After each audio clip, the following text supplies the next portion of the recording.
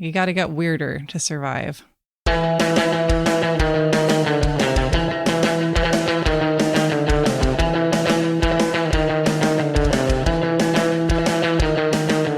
Welcome to You're Wrong About. Today we are talking about Pee-wee Herman, the man, the clown, the legend. And we're also talking about Paul Reubens, the real man behind the character, and what it means to be a person who lives as a character and then has to figure out how to be real.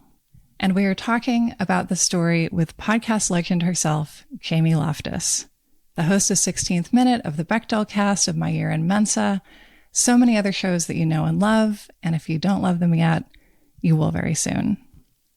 Jamie has also appeared on this very show in some of my favorite episodes, talking about everything from ghost hunting with Ed and Lorraine Warren, to the Amityville Horror, to Beanie Babies, to Bonnie and Clyde.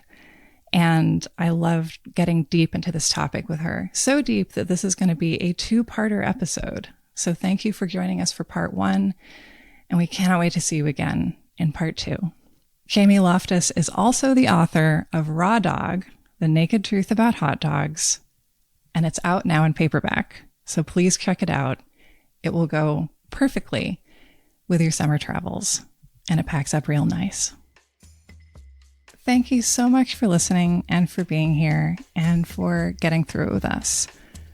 We are late with our June bonus episode for those of us who listen over on Patreon and Apple Plus subscriptions, because I am off stalking Bigfoot and other cryptids, not in the woods, but in a book, which is almost as fun. So we're going to have 2 bonus episodes for you in July, and I can't wait to share them with you. For many of us, it's summer, it's hot, keep hydrating, keep getting through it. We are so happy you're here. Here's your episode. Welcome to You're Wrong About, the show where we talk about maligned women with maligned women. And with me today is the queen of clownery and brilliance and traveling America for a hot dog and every good thing in life, Jamie Loftus. Hi. How's that for an intro? I loved that. That felt great. I want to be Queen Clown. You are Queen Clown. Exactly. That's the idea. That's the whole goal. Sometimes I get sidetracked, but that is the end goal. And sometimes we got to send you in. Sometimes I have to read a book, and sometimes even 2 or 3. But clowns can read books. That's actually maybe my determination. Clowns don't just have to get topless on stage. They can and they should, but they can read books too. And a lot of us do. But they got to sit in the trailer. They do. They have to. Yeah. They have to sit in it. That's a part of it.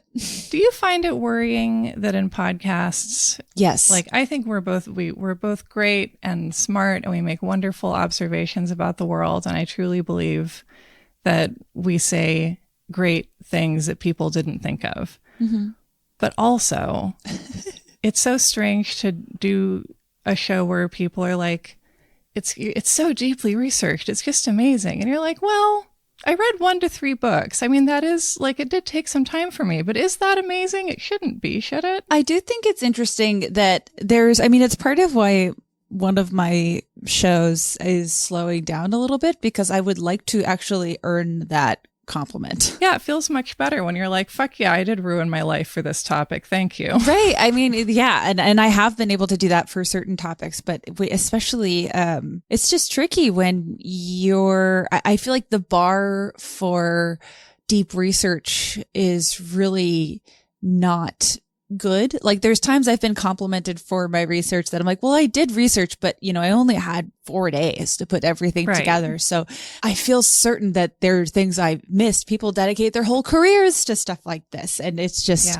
research is so undervalued, which is why I think people call it deep dives now instead of something else, because I think deep dives, which I have done, and I know we've both done deep dive style research and actual like months long research. Mm-hmm. And a deep dive is like newspapers.com and a lot of Googling. Yeah. Which is what this episode is brought to you by today. And there's like, I think different levels of it. And if you do them ethically, then like they all are good. Yeah. But there is like a limit to how much you can learn just in a certain amount of time of thinking about something. And I feel like I love the topics that we can like descend into quickly and like learn a lot about and briefly kind of have this fling with. And then there are the ones where it really sort of lodges in your soul. I love experiencing all those different levels, but I also feel sometimes, I guess I've just been thinking about this politically, when you've like really put like a good 4 days in and people are like, wow, incredible. And you're like, no, this should be like a nice medium. You're like, wow, that's really nice. But it's not like it's like someone's life's work or something. I think that's the thing is like, and why there has been an understandable like emphasis on citing sources on deep dive style work, because you didn't do like it's you, even if you're ethically presenting it, because you're sort of joining a conversation with all these other people at a cocktail party and you're like, hi, what a fun party, which is fine. I mean, it's like I've had research cited by content that is made faster, but as long as it's cited, you know, it's like I'm not opposed to it getting out there. It's like you don't have to be precious about it. It's just it's weird. I do think it's like connected to this like content churn. I guess the sheer amount of misinformation, I think, where like I don't know, it's I don't know why I'm starting this off with my little anxieties, except that I don't know, it's a safe space, this conversation. But I feel like I also get great inflated by how much misinformation and just people profiting by lying are out there, where people are like, it's so nice when you don't lie to me on purpose. And I'm like, yeah, but like, you shouldn't thank me for that. I know, like, that's the least we can do. Yeah. Although I said that I did my 4 days for this, but also I've been preparing my whole life. This is a long-term love. Because I think I pitched this episode to you years ago. Oh, yeah. But there was not really enough information to actually properly put it together until quite recently. Yeah. And this is one of those things where just your time living with an interest also goes into what you learn when the facts come out, where you have something to fit them into. Yeah. I have a solid foundation of information. And then because of the recent Matt Wolf documentary, Pee-wee as himself, there's so much more information available that a lot of people, I think a lot of fans thought would never be available. So there's so much to talk about. That's fantastic, because I hadn't watched it. I just know people were recommending it, but yeah, people recommend lots of things. And so the idea that terrific, there's all this new information is so exciting to me. And I also feel like, I don't know, this topic is maybe causing me to be a little bit reflective on the journey of the show, because when I started making it with Michael Hobbs in 2018, I had this feeling of like, and I look back and I'm like, Sarah, you were 30 years old. Why did you think that? But being like, wow, it's so great that we have this technology and information travels faster now. And when there's a crazy rumor now, it'll be easier to debunk it because we can spread the truth around to counteract misinformation, because people aren't getting all their facts from, you know, hard copy and tabloids, and the age of information is here. Hurrah. And like, I don't think that's true at all. I don't know what's true exactly, but I think that this is a topic where basically, to my understanding, like the big story always implicitly around Pee-wee Herman is that Paul Reubens' career was like absolutely ruined for reasons that were consistently misreported around the time that they happened and for years after, and sort of like misrumored. And in that way, I do group him with like all the beloved maligned women and the stained glass of the show. You know, he's as close to Tanya Harding as most men will ever get, it would seem to me. I completely agree. And were you a Pee-wee kid? Not at all. That's the thing. Really interesting. Yeah. I was a huge I have Cherry and Pee-wee in my arms right now.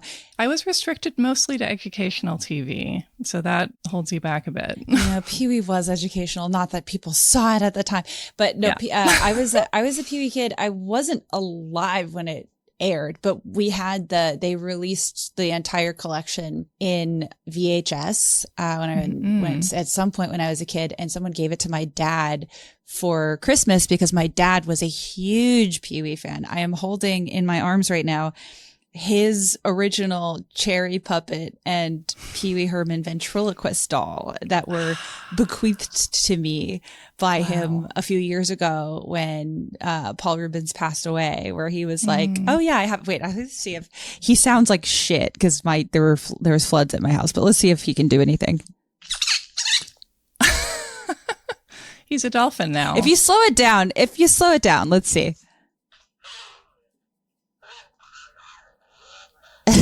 That is the most beautiful thing I've ever heard. Yeah, there he is. There's Paul Rubens. It's like he's in the room with us. Well, it's like you're talking to Paul Rubens and David Lynch simultaneously, actually. It's like he's right there. Yeah.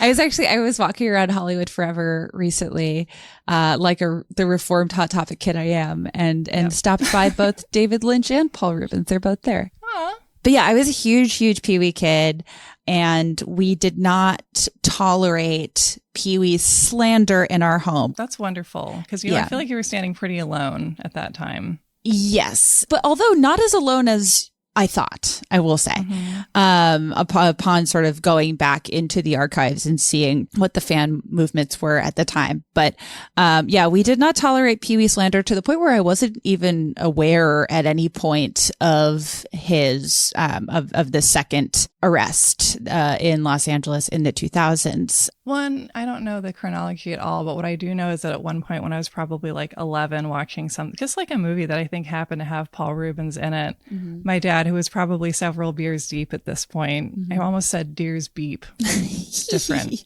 I wish. Like walked in and like saw Paul Rubens, and I think was like triggered by him, and it was like, he got arrested for blah, blah, blah. And we'll get into what it was, but it wasn't what really happened that he was saying, but it was with the implication of something much more sinister. I see. Which I'm sure was pretty typical.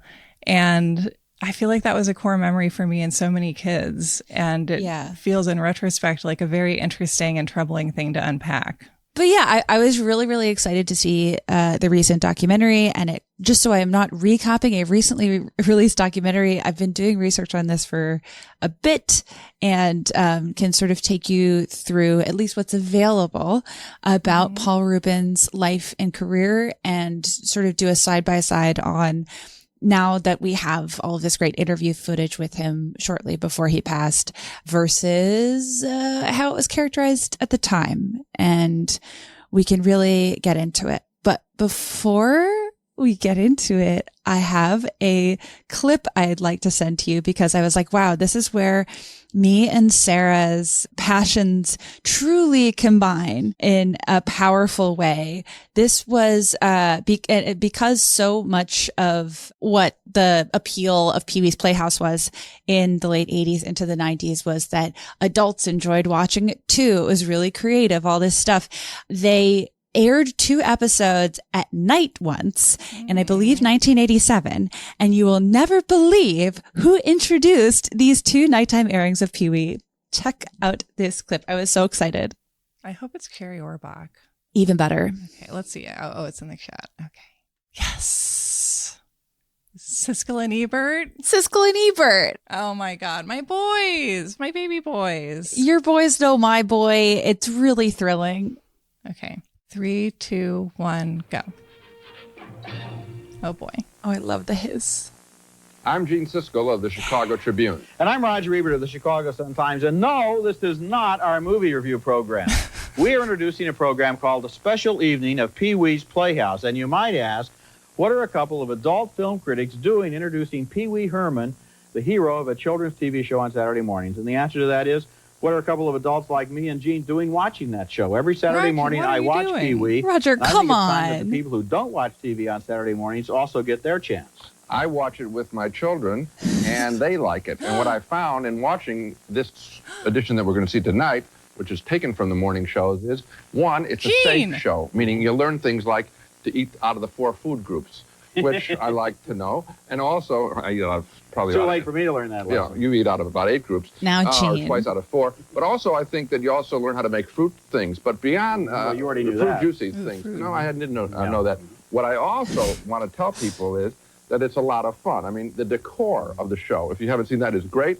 And when they go out in outer space at the end of the show, wait for that. And it's nice to see that somebody on television has wit and is a little anarchic and is breaking the rules and is having fun while he does it. Yay! I love this. I do too. Because famously, like when they saw Blue Velvet, they were both like, oh, I don't know. I'm not sure. But like, it's so rare for them to both commit to something. This is amazing. I was really, one of the things that we'll get into is it was really fun revisiting peak Pee-wee and the reception of how beloved he was, because he was like, I knew he was famous, but it is truly stunning the degree to which he was famous and almost universally beloved. The only people who didn't like Pee-wee were people who didn't like annoying voices. And the episode they're about to introduce, because I did a full series rewatch when Paul Reubens passed away 2 years ago. My favorite episode they're introducing, it's called Playhouse in Outer Space, where they encounter an insecure alien that was an inspiration for one of my AIM screen names, Zizzy Baluba. And the whole joke is that Pee-wee's Playhouse has the secret word, and the secret word that week was Zizzy Baluba. And they're like, this word's surely never going to come up. And then they meet an alien named. So, okay, that's the thrilling opening. That is thrilling. Can I tell you something embarrassing? Yeah, of course. Okay. When I was a kid, I watched any movie that Comedy Central played, which really ran the gamut, as you probably remember from around this time. But one of the movies that Comedy Central would just put on, when they felt like it, was Pee-wee's Big Adventure. Yes. And I have very specific reasons for turning off of movies, and I really didn't like the opening scene where we have the breakfast machine, which is really cool, but then he doesn't eat his breakfast. Whoa. Why doesn't he eat his breakfast? It's a waste of food. I really didn't like that. And then I think I just found it committed, a bit chaotic. And I was also, there are kids who like Drop Dead Fred and there are kids who don't. And I'm not a Drop Dead Fred kid. And I feel like this plays into this. This is Pee-wee's Big Adventure is one of my favorite movies. I watched it as an adult and I like it now, but I'm just, as a child, I just have to confess that's the kind of child I was. Look, you're wrong, but that's okay. I will say, hey, it's okay to be wrong. There's superior breakfast machines. Caitlin and I talk about this a lot on the Bechtelcast, whenever there's a breakfast machine, because superior breakfast machines include the Wallace and Gromit breakfast machine. Yeah. Those guys never miss a meal. Well, that one gets you out of bed as well, which is really nice. Yeah. And Pee-wee's Big Adventure, as I'll get into, was before the TV show. Fascinating. But Paul Reubens, aka Pee-wee Herman, aka originally Paul Rubenfeld, was born in upstate New York in 1952. And right away, we have to get into something extremely complicated. Perfect. He grew up in a Jewish family. They moved to Sarasota, Florida. That's primarily where he grew up. His father was one of the founding pilots of the Israeli Air Force. What? It sucks almost right away. As history so frequently does. And the biographies of comedians famously. So for what it's worth, he had a complicated relationship with his father for different reasons. But, this was a big part of his family history. He was one of the 5 founding pilots of the Israeli Air Force in the 1948 war. So he was participating in the Nakba. And there is kind of a stunning amount written about Pee-wee's father, most of it very pro-Zionist, but he was an American who volunteered to fly in the Israeli Air Force and basically turned things in favor of Israel in 1948. And it's kind of hard to do something worse than that. So that I won't get into in depth because Paul never really addresses it in depth. The only thing I was able to find, I didn't watch it. I would say don't I had no desire to watch it, but there's a 2014 documentary about this group of pilots that is very pro-Israel, made by Steven Spielberg's little sister, called Above and Beyond, in which Paul and his mother, I think, speak about this. You got to get some jobs for little sisters, I suppose. I mean, Zionist propaganda for the little sister, I just don't know. So that is inextricably a part of his family history. Yeah. Well, and I hate to assume things, but you do feel like a dad who's the kind of person who volunteers to kill people on purpose is maybe going to be less fun at home. I don't know. Yes. And to Paul and his siblings' credit, they go on to do almost universally positive work for the world. But they moved to Sarasota when Paul's very young. He has a younger sister and a younger brother. His younger sister is now a lawyer with the ACLU in the South. She seems pretty great. Abby Rubenfeld. Godspeed, Abby. Abby rocks.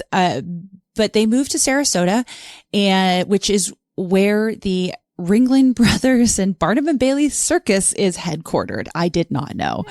Paul gets really into circus stuff. That's where they train elephant torturers. Yep. Sorry. And Paul gets really into the idea of being in the circus. He goes to circus camp.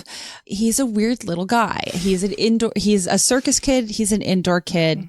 He loves TV, as many future TV stars tend to. But, while I think like he's sort of regarded as this very 80s figure, so much of what he's pulling from is like TV that he grew up with. So there's like a lot of Howdy Doody and Soupy Sales and like all of this stuff from the 50s and 60s that is pulled into his work, even though he gets famous in the 80s. And probably maybe for that reason, partly where adults can kind of feel that culture happening. Yeah. I mean, I feel like it's all adults, not adult entertainers who are adults, and adult entertainers are pulling from like their 20-year cycle. But yeah, so he in high school, gets really into theater. He's really into Andy Warhol. He's really into Paul Morrissey, and he gets really close with this photographer named Anne, who everyone thinks is his girlfriend, but she's not. He has like very intense friendships with women throughout his life, but spoiler alert, he's gay, which is I think like he says that constantly too. He's like, surprise, like, Pee-wee's Playhouse is essentially drag queen story hour. Like, he's gay. Greatest threat to our nation, of course. But he remains pretty firmly like a theater kid. He like does these photography projects with his best friend Anne in high school, where he's trying to like telegraph hypermasculinity, but more as a performance. He's very much like a dorky theater kid at school, but then they do these photo shoots where he looks, very different and looks like this very like masculine late 60s hippie guy. And he talked a lot about like he generally has a good relationship with his parents, but his dad is this hypermasculine war criminal. And Paul is none of those things, but he feels generally supported by his family. And Paul and Anne decide to go to Cal Arts for college. I think that would be in like 1970. And in 1970, Paul, I feel like, starts to figure shit out. He's 18. He immediately becomes like the most popular guy at Cal Arts, having never been the most popular guy in Sarasota. Do you have the impression that you would have been in the same friend group or an adjacent friend group in high school? I think it's because of A, theater, and B, most of my friends were gay men and weird girls in high school. I would hope, but also I also wonder if I would have been too intimidated, because it seems like he always had like a big, funny prankster personality. And I feel like I was so introverted. I don't know. I really hope so. I know I would have wanted to be his friend, but would he have had me? I don't know. But I wanted to show you this clip because it made me laugh. I was looking for these old profiles of him on the news, and I found this one from, I think also 1987 from 89, where he had reached the level of fame where like local news bureaus were going to his hometown in Sarasota and just being like, hey, did anyone hook up with him when he was 17? And they find the weirdest there. And this is, for what it's worth, he only technically came out in this documentary. He came out posthumously. Right. And I could get into sort of like the reasons that he made that decision. But for a long time, there's a lot of effort put into like, who is Pee-wee dating? And he has a series of close women friends who sort of are, down to beard. But this clip just cracked me up because it's just random women in Sarasota in the 80s. Who knows if they're telling the truth? I feel like the economy for publishing was so good in the 90s that tabloids would have just someone on the like, who's gay beat. Yeah, I mean, this was before that question was ever really asked publicly. That doesn't happen for until a couple of years after this. Oh, wow. Okay. This is like very sincerely like, who did Paul Rubens hook up with in high school? Which is like, ugh. And then there's three girls in a row that have stories about going on dates with Paul Rubens. All right, I'm at 413. Do you want to count it down and play together? Yeah, let's do it. 3, 2, 1, go. And what about Paul's social life? Well, back in junior high school, he was something of a ladies' man. There was Diane, now Mrs. Diane Weiss. She recalls her first and last date with Paul Rubenfeld. Oh, it was very romantic. We held hands, I'm sure of that. Sweaty palms. They're all so the reason Florida. We never went out again. We held hands. There was Susan McGarry, now an Episcopal priest. Now, not to say I can spot a lesbian at 20 paces, but this story is great because it's not giving straight Paul teenager. met a bubbly blonde named Regina Clark. Oh yeah, Paul loves Gina, Gina loves Paul, you know, that that kind of stuff. Notes back and forth between the classes. Their puppy love gradually led to a party and the first kiss. Paul's first kiss. Pee-wee's first kiss. Had my arm around his neck. And he says, I'm going to kiss you. And I yes, thought, oh so my true. God, you know, this is great, you know. So, you know, the girls are always more mature at that time anyway. So he puts his arm around me, and I closed my eyes, and when I opened my eyes, he had put cellophane across his lips. And I said, Paul, I said, don't fool around. I said, now, do you want to kiss me or not? See what I mean? I mean, he was funny then. Naked got me! Naked got me! Now that's what I call a straight young man. That's what I call romance. I'm sure that he hated that, but it just cracked me up because we were just like, what the fuck are we? But that's like the level of famous he became, where that was a viable story. Right. And they kind of didn't find anything, but they're like, look, we got it. We have to do our 10 minutes on Pee-wee Herman. Let's just put it in there. It's fascinating. I mean, like, obviously, like he's like such a product of his time in all these different ways, but the amount of privacy he managed to maintain for a very long time, like, would just be completely impossible now. Because when he and Anne get to CalArts during college, Paul is very openly gay. He is very openly performing in drag. He's doing experimental theater. Part of what makes this Matt Wolf documentary so great is that Paul was like a huge collector and a huge documenter of his life. So there was thousands and thousands of photos and video footage of him at every stage of his life. That's very Andy Warhol, I feel like. Yes. And he was obsessed with Andy Warhol as another very straight thing to do. Yes. Yes. Famously. But it was part of his like end game that he wanted to move to New York eventually and join the factory, right? It's this very early 70s queer teenage dream. And be taken advantage of by a scary old artist. But we all have to do it, once. And then maybe ideally not more than once, but, sometimes it happens. That doesn't end up quite. I think he meets Andy Warhol, but like there's a lot of large, somewhat quote unquote conventional aspirations for the time, including getting on SNL, that don't end up happening for him, that end up, I think, being good in the long run for him. Yeah. And not joining the factory is one of those things. But at the time, he's like, there are these photos of him in drag in college, and just so gorgeous, like so beautiful. And, he talked a lot about how like he, was extremely popular and, sort of held court every night with these parties and drag. There's all these experimental films of him as a teenager. There's like him as Jesus on the cross talking right to camera. Like, it's so charming. And yeah, he was an art kid, right? So he gets really into the CalArts scene. He joins this acting ensemble in California with David Hasselhoff and Katie Seagal. It's like so bizarre, but they all knew each other. I would like a one-act play about them like hanging out after class one day. Yeah. He makes this short in 1973 where he plays a mermaid modeled after Cher. Like, it's just all of this really great stuff. His student thesis is this short that he made, half in drag, half not. And it's like a very study of gender presentation. Like, he was very, very out and very like, exploring in the way that you do when you go to an arts college. Yeah. And in a way that maybe shows like why there's this,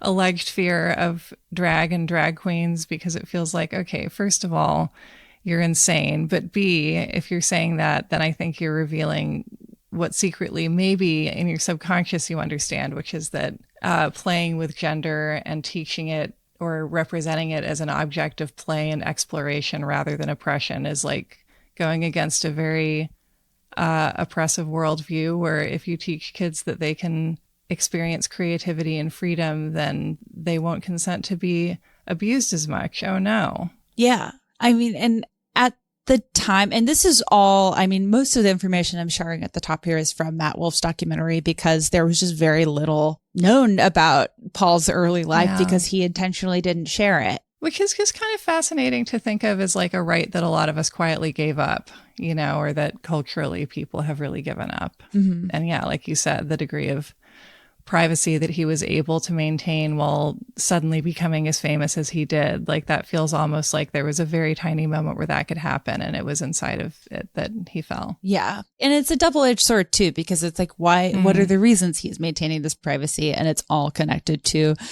his, I think, being hyper aware that if images of him in drag came out at the height of his fame, it could seriously affect him. And based on what happened to him outside of his control, it seems like it very much would have. Mm-hmm. So, and also that there was later, I really did the newspapers.com scroll about Paul from year to year. And later, when he is arrested for the first time in the public eye in the early 90s, it's said that he was also arrested for being at a gay porn theater when he was 18 years old. So it's like already, I think that there are these indications to him that would have been clear to anyone, but that he was very out as a young person, but also was aware that this could derail his life. That was the only mention I saw of that first arrest, but it totally tracks. Florida in 1970. I believe it. Right. And just, of like a theater being the target of just like a routine sweep that sort of also exists to identify people. And then we'll get to this later, but why are that so many Sarasota police officers hanging out in gay porn theaters, quote unquote, undercover? We'll circle back. And what's the budget for it? Yeah. Three. When he's arrested in 1991, there were 3 undercover cops in a dark theater. Okay. Well, so after college, he makes all of this experimental queer art in college. The plan is to move to San Francisco with some friends, because it's 1970 and that's what you do.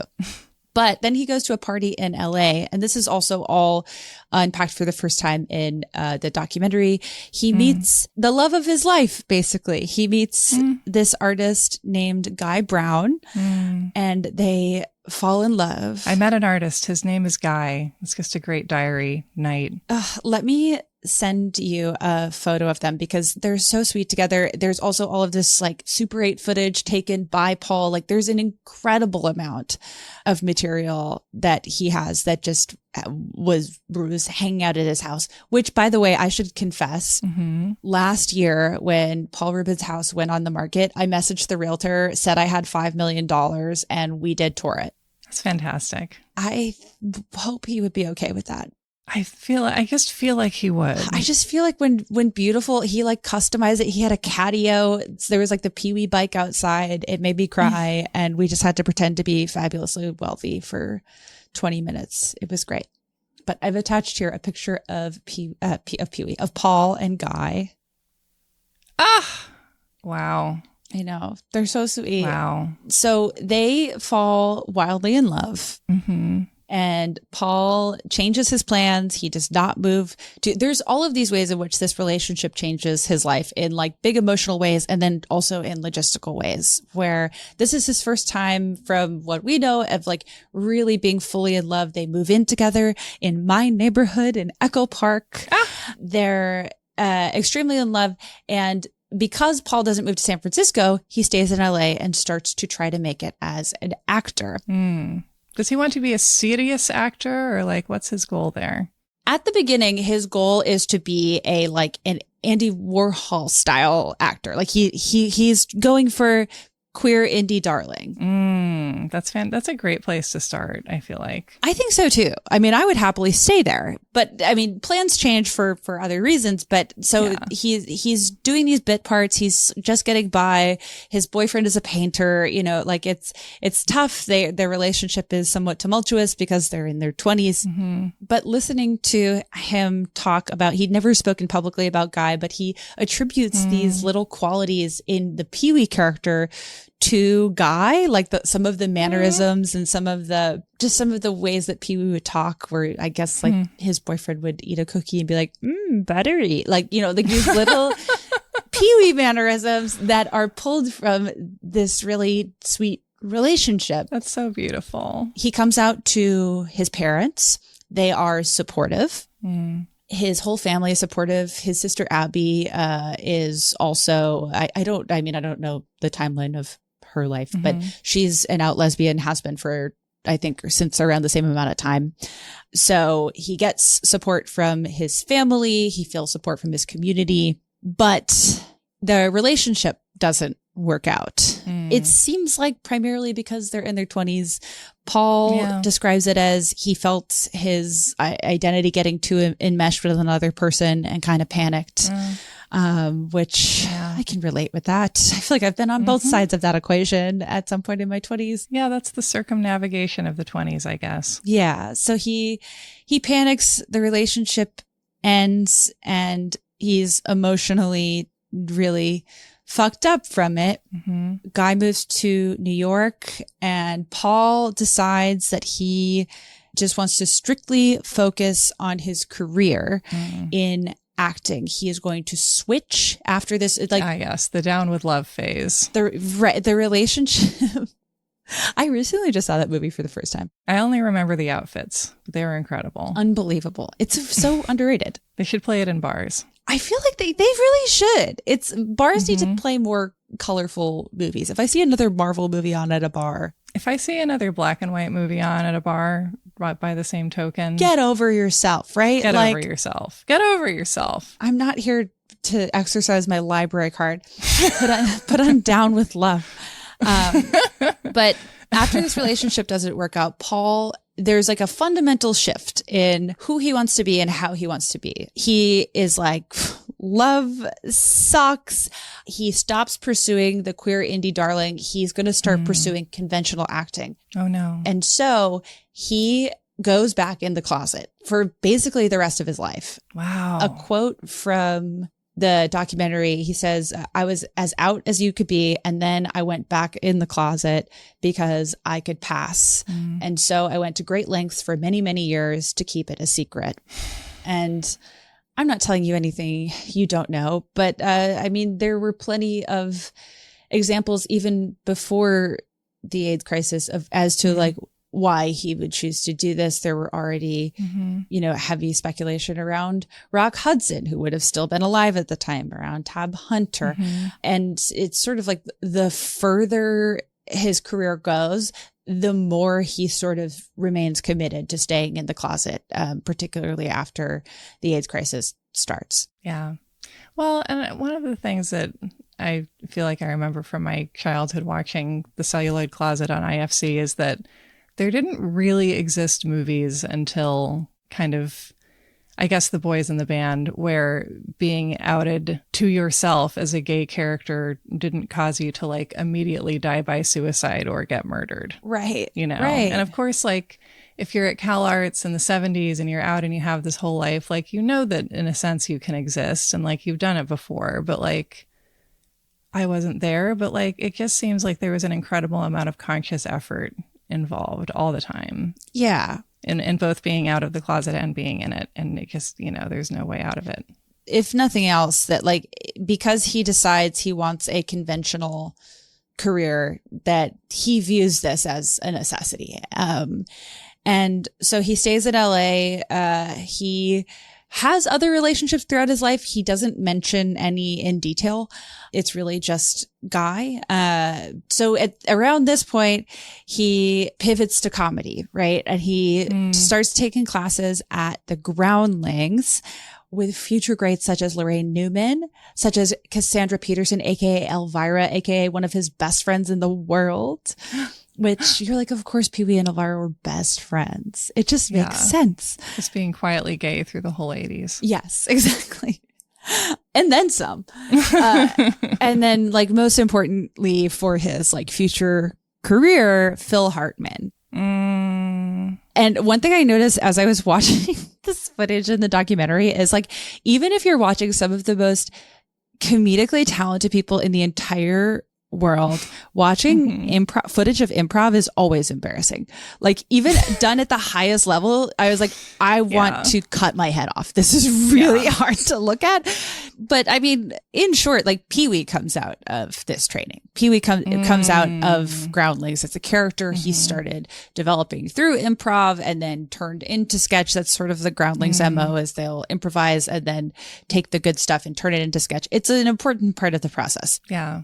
Well, and do you feel like there's an element, and this is maybe actually a bigger question, because I can see it being a part of improv, because you, like, presumably need things to lean on and to be able to call forth sometimes, as opposed to just starting from scratch every time you do it. But also I feel like in sort of, like, I don't know, comedy and theater and circus arts generally, and drag too, it seems like there's just, like, this trend that I feel like is very important as a unifying theme, and is something that people really need, of, like, there's all these characters inside me and I never would have known it until I started talking as one day. And now it's like they know what to say, and I can just be that person for a while. And that's just sort of a wild thing that people can, like, do and share. And I wonder if that's what this is like.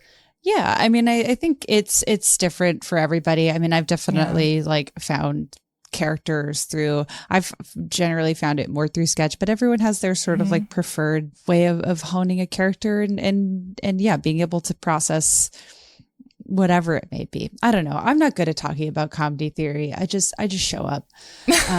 You just do it, you know? Yeah. I don't like to think about it. I just show up. It's better to do it than to talk about it. I like to think about everything, and then I get stressed and have to lie down and take a nap, and I miss the thing I was supposed to show up for. I think half of it is like, don't think too hard about it, and be generous with the other people on stage. And if you do that, you will probably be fine. Right. Yeah. Give other people a laugh. And Paul's great at that. There's all of these like examples of, especially because he came up as a bit part actor, that he's really great at, like, quote unquote, stealing scenes with a single line, but then getting out of the way and letting the scene continue. An important skill that the worst improvisers in the world don't have. I feel like characters are sort of, can be extremely therapeutic, because it's just, like, relentless to be yourself all day. You know, it's just nice to be able to be someone else for a while. Yeah. I mean, I think that it seems like Paul really did not want to be framed as a, like, tortured, closeted person. But for what it's worth, like, he basically chooses to publicly live only as Pee-wee and then only as Paul Rubens in private. Kind of like Dolly Parton in a way. I think so. Yeah. Where it's like, I mean, or Elvira, or, I mean, right. Any of the great drag stars. Absolutely. Where, he doesn't speak as himself because it seems like it, because it felt vulnerable and uncomfortable, and he didn't think it was anyone's business. And that does connect with a lot of these other closeted stars, where, like, if you look at you probably know more about this than I do, but I was going through a lot of, have you ever watched Matt Bohm on YouTube? I don't think so. Terrific. I really love his work, and he's done a lot of sort of these biographies of actors who were either who were, like, closeted throughout the 20th century. And he did a great video about Anthony Perkins and this sort of lifelong relationship he had with the Norman character of, like, you know, your private self and then the self you can't control. And, like, that sort of repeated. And Pee-wee's obviously a very different flavor of that. Like, Pee-wee famously never killed anyone. But they both wear a little gray jacket sometimes. Boy, do they. Yeah. And have this, like, absurdly complicated relationship with their creators. Yeah. Yeah, I just recommend Matt Bohm's work in general, but he makes a similar argument for a lot of Rock Hudson's rom-com characters where there's always this like level of like, I can't believe I'm getting away with this. All right, back to the act. Like it's maybe framing, but it feels, worth mentioning. Well, and that he's like that, famously was in all these movies with Doris Day where they're both 40 years old and like trying to decide whether they're going to get married and jump in the sack or not. And where he's like a gay man playing a straight man, playing a gay man, Jack Tripper style, so he can like seduce this virgin. And I don't know, it is fascinating to me too, how much of like super straight media of the 20th century just sort of depicts men and women as like completely different species who are so incapable of communicating with each other that it's like insane that anyone thinks we can mate. We're like pandas in captivity. And then they're like, this is the only way, you have to do it. And you can never communicate with the opposite sex. So you have to marry. And it's like, huh? Really? How did it work out for our parents? Like, or their parents, I guess. Like, yeah, I was like getting into like this sort of side quest of learning more about these actors that Paul Rubens was a fan of. Right. And that I think he ends up like really successfully subverting is how much there was this anecdote about how Rock Hudson, when he was starting to play these like hyper masculine parts in his 20s, how there was like a director or casting agent or something who was like, who you should look to figure out how to best perform is Gary Cooper and Spencer Tracy, like who were both queer. And so it's just like, I don't know, so much of like this hyper straight masculinity is the performance is a copy of a performance of a copy of a performance. Yeah. And then Rock Hudson got really good at it. It's just wild. Yeah. And by wild, I mean depressing, but also like, I don't know. Also kind of amazing how many layers deep it is just, queer camp portrayals that straight men watch and are like, yeah. Almost anything is camp if you dig deep enough. Yeah. But the Pee-wee character is developed in this original Groundlings troupe in the, I think, mid to late 70s, which is also when SNL is starting. Lorraine Newman is a founding member of SNL. Groundlings is sort of like starting to become known as a place where SNL actors are found. And so, of course, Paul is like, maybe it's going to be me. He works on the Pee-wee character more with Phil Hartman. Phil Hartman for a while is his bestie. They have a falling out later that I do appreciate that Paul is very upfront towards the end of his life about, I think, the things that like a lot of performers aren't comfortable talking about, myself included, which is jealousy of your peers. And he, basically he and Phil Hartman end up falling out because Phil Hartman left the Pee-wee production for SNL. And Paul kind of never forgave him for that. Yeah. And he talks about this, like that this was a repeated pattern early in his career, which is so common, but I don't think a lot of people talk about it. He also is like very amenable. Again, this is like, he doesn't deserve a trophy for this, but one of his popular Groundlings characters was an indigenous chief. It was a super racist character. And in the documentary, he was like, that was really racist. And I like, does not make any excuse for it. It's just like, it wasn't unusual for the time, but it's like, I'm so glad I did not pursue that because it's just embarrassing to watch. Yeah.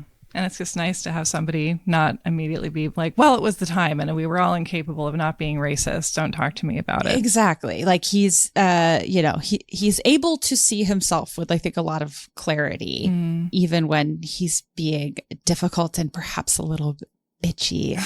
Which is what you hope to be able to do as you get older, to at least sort of understand better why certain things happened. Totally. So he creates the Pee-wee character and it becomes popular in like late night LA Groundlings shows.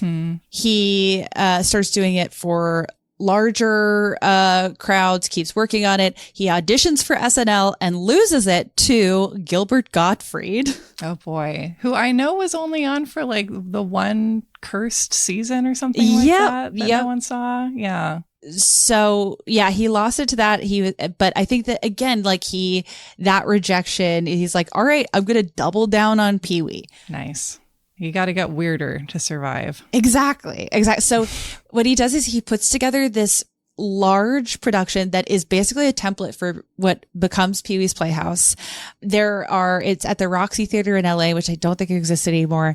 He combines his friends at the Groundlings. So Phil Hartman, Lynn Stewart, who plays Miss Yvonne, all these characters that end up being on the Playhouse, Jambi, the genie, Terry, the pterodactyl, all of these wonderful characters, right? And then he goes to, in a way that I feel like really starts connecting the Pee-wee character with the 80s in general.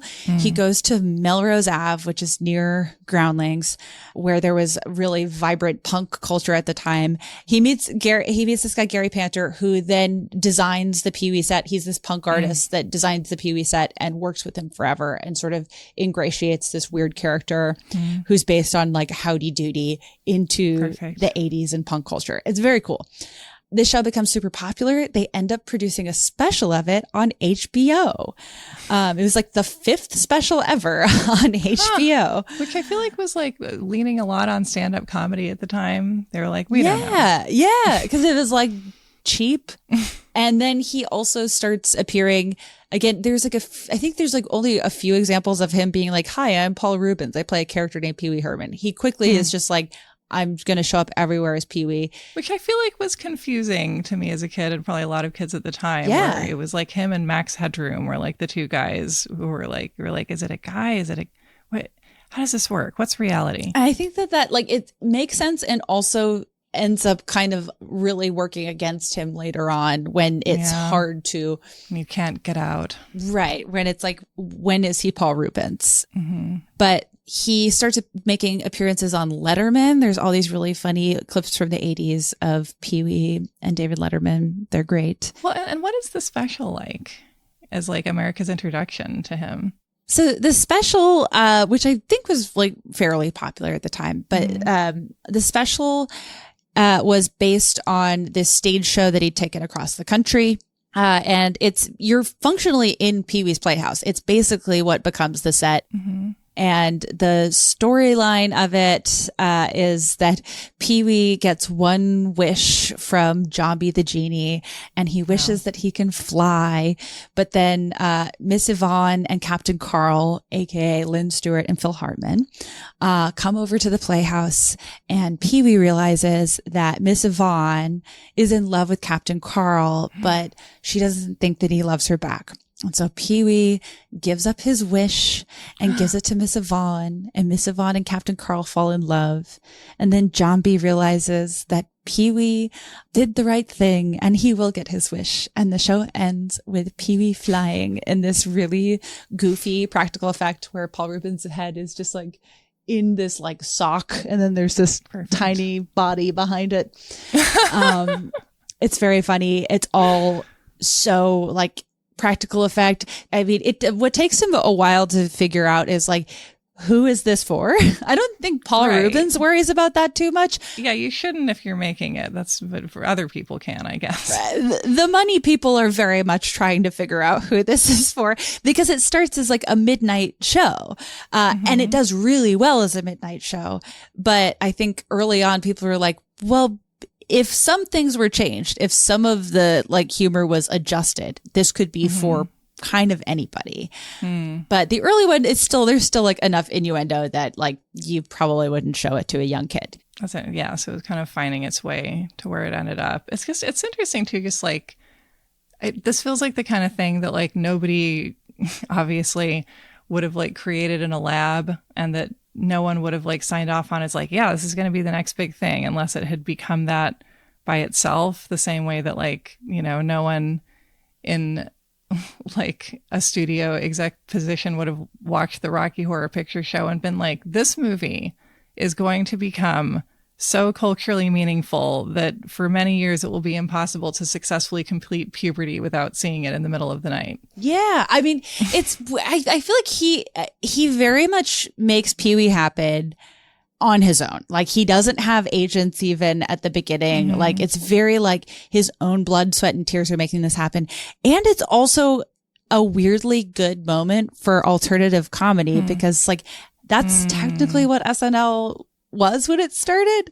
And like Andy Kaufman is still working heavily. Like it's a pretty good time to be a weirdo. Steve Martin is at like the peak of his success. And he eventually, it became this big LA thing where like Martin Scorsese saw Pee-wee at midnight and like, you know, Steve Martin goes and like gives Paul a bit part. And like, he's able to really build a lot because weirdness wasn't completely disencouraged. Right. Or like weirdness is sort of like going a little bit mainstream, maybe with like, because Steve Martin especially feels like he could, yeah. So I think like he very much like fits in and almost like builds on what was like permissible at the time. I don't think that a lot of people like are like, you know, at the beginning and for most of his early career, most people aren't like, this is too weird. They're just sort of like, what is this? Like, it's really fun reading early reviews about Pee-wee and also about Gary Panter because people loved the art in this show and the design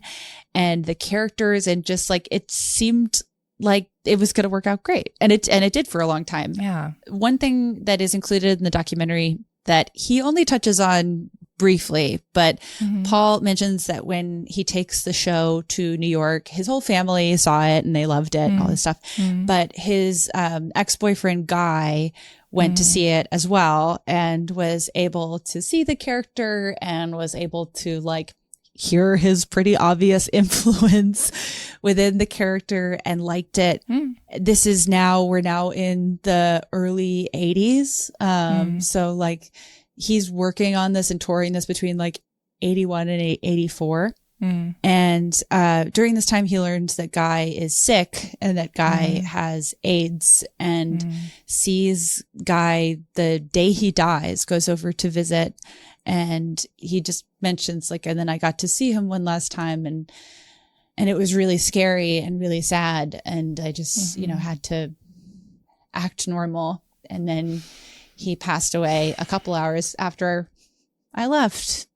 And you're just like, oh my God, it's so sad. Yeah. Yeah. And that's the amount of loss that people survive is, I don't know. I think that is one of the reasons of why to just learn about people's lives to the extent that we have that information of just sort of, it's all worth remembering. Yeah. And that he's still, even though he is not publicly out, he's still very active and you know, like a part of the LA queer community. And so he doesn't get into it, but it alludes to obviously like losing a lot of friends and being kind of terrified by that. And it seems like he processed this grief of losing Guy and of losing other people and of his own anxieties by working, which who could relate?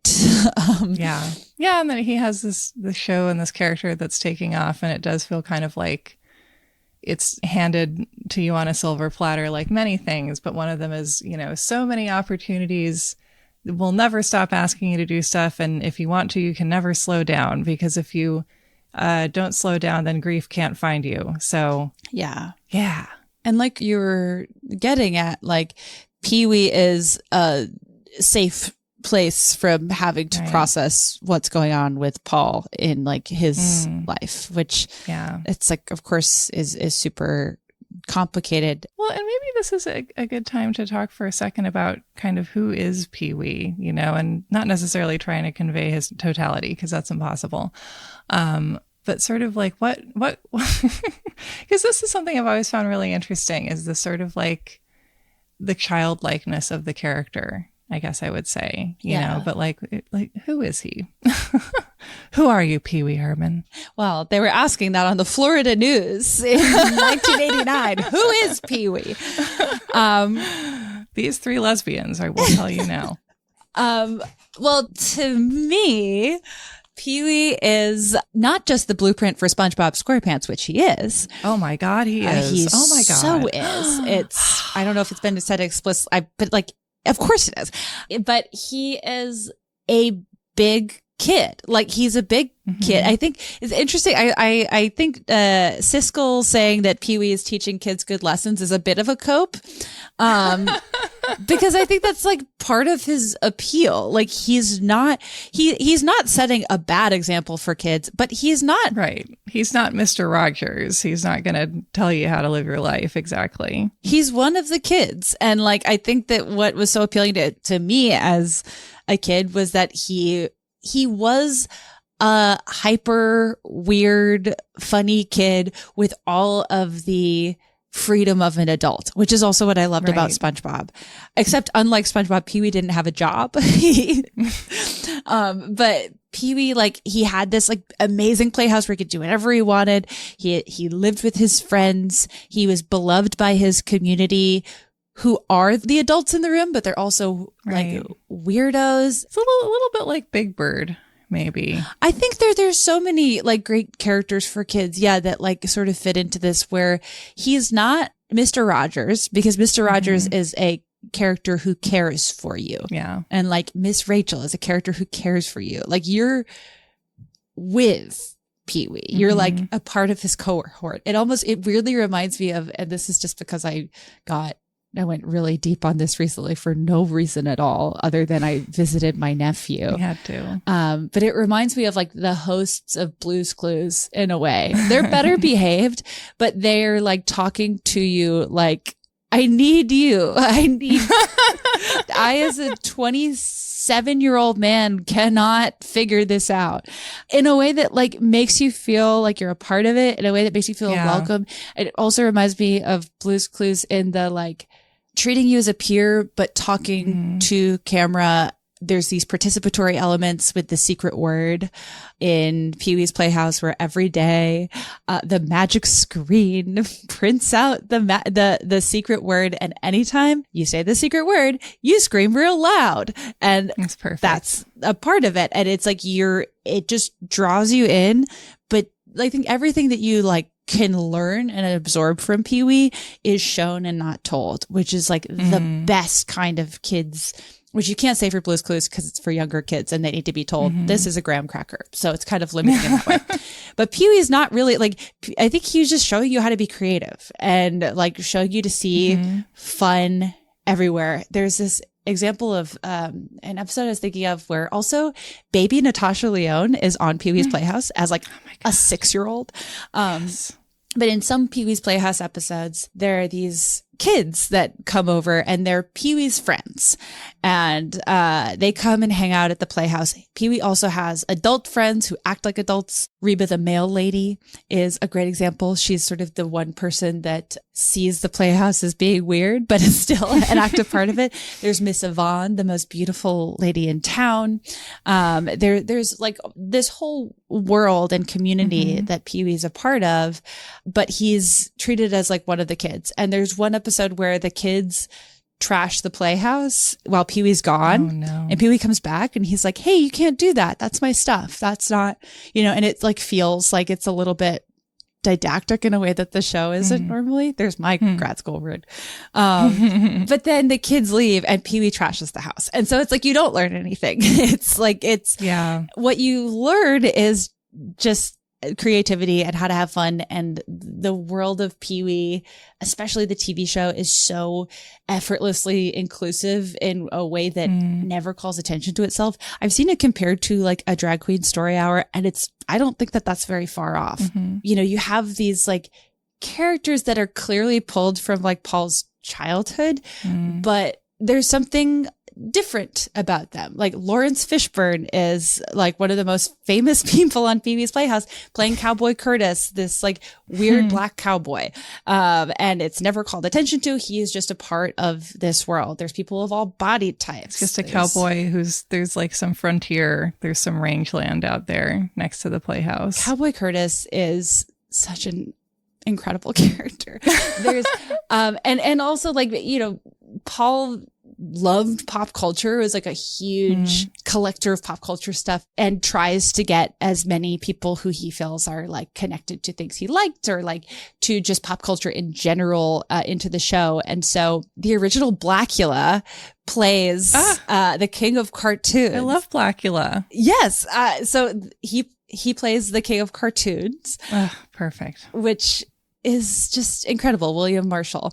But just the general idea being like, it was built into the show that it seems like Paul was basically making the show for himself, which means that it was really accessible to parents because he was the age of parents, but it had this like really wholesome chaos. He's just a big kid. Yeah. And he doesn't really learn anything. And I like that he's super, I could just keep talking about Pee-wee forever. He's like really flawed. He gets angry. He throws tantrums. He has enemies and like has to work through it. And it also takes a while. And it's just, I don't know. There's no one in the room being like, hey, Pee-wee, don't do that. Like, right. He learns through like interacting. I just, And it does feel like, I mean, we act like we need to make excuses for children's media, and we're like, well, they're learning things. And it's like, well, but they don't have to learn all the time. You know, that does seem like a lot of learning. And it kind of growing up, I feel like, I don't know, there's so much dorky PSA stuff that I do really love and think probably works pretty well. But there's also, I think, a quality when you're a kid or an adolescent where a lot of the media and the sort of like way adults talk to you is geared toward this idea of like, just follow the rules and everything will be fine. And if you don't follow the rules, then that doesn't make sense. Why wouldn't you do that? There's no reason for you to possibly not do that. And the system works, and just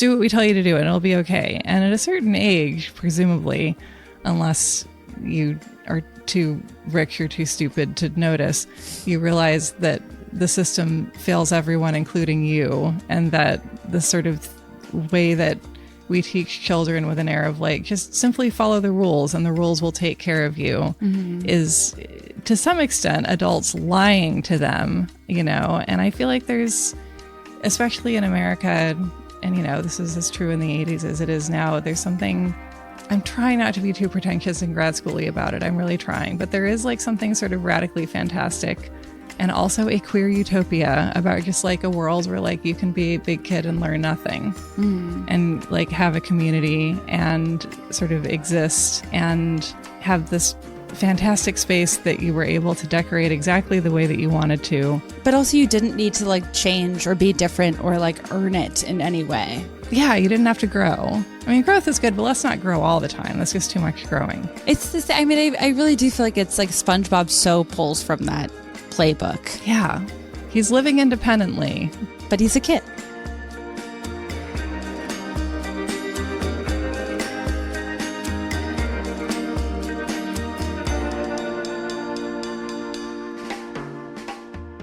And that was our episode. Thank you so much for being here. Thank you to Jamie Loftus for being our wonderful guest. And please check out her work. You will be so happy you did. Thank you to Miranda Zickler for editing and producing, and thank you to Carolyn Kendrick for editing and producing. And we will see you soon for part 2.